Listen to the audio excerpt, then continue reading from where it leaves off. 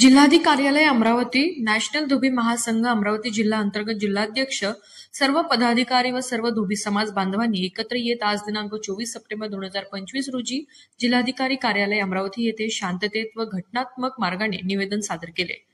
धोबी समाजाला 1950 पासून देशातील 18 राज्यांमध्ये अनुसूचित जातीचा दर्जा मिळत आहे। मात्र अजूनही 12 राज्यांमध्ये धोबी समाजाला हा दर्जा मिळालेला नाही। महाराष्ट्र हे त्यापैकी एक राज्य आहे। हा अन्याय दूर करण्यासाठी आणि धोबी समाजाला देशभर समान दर्जा मिळावा म्हणून हे निवेदन देण्यात आले।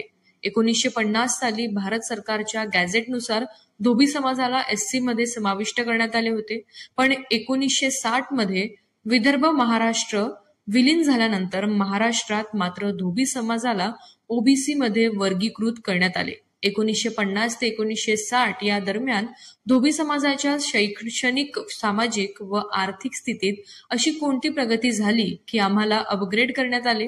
याचे उत्तर सरकारकडे नाही।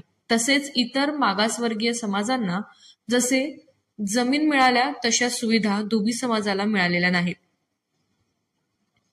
घटनात्मक आधार कलम 14 सर्वांना समानता मिळाली पाहिजे। कलम 15 कोणत्याही प्रकारचा भेदभाव होऊ नये। कलम 16 सर्वांना समान संधी मिळाल्या पाहिजेत।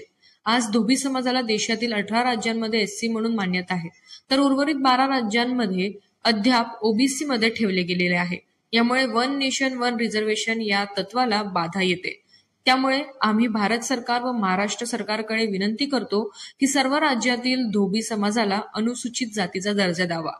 उपस्थित मान्यवर अशोक राधाकृष्ण धोटे, जिल्हाध्यक्ष नॅशनल धोबी महासंघ अमरावती, प्रवीण हंसराज धुराटकर, राष्ट्रीय संघटक मंत्री, उमेश जानोरकर, गाडगे महाराजांचे नातू व महाराष्ट्र प्रदेश उपाध्यक्ष, संजीव लालमन भवरेकर, बडनेरा शहर अध्यक्ष, राजू कनोजिया, निवृत्त असिस्टंट कमांडंट, संतोष किल्लेकर, निवृत्त तहसीलदार, शिवशंकर तळारे, ट्रॅव्हल एजन्सी मालक, पुंदे गुरुजी, गोवर्धन काळे, राजेश धोटे, धर्मेंद्र रामजी धोटे, नॅशनल धोबी महासंघ अमरावती जिल्हा अंतर्गत सर्व पदाधिकारी व सदस्य मोठ्या संख्येने उपस्थित होते।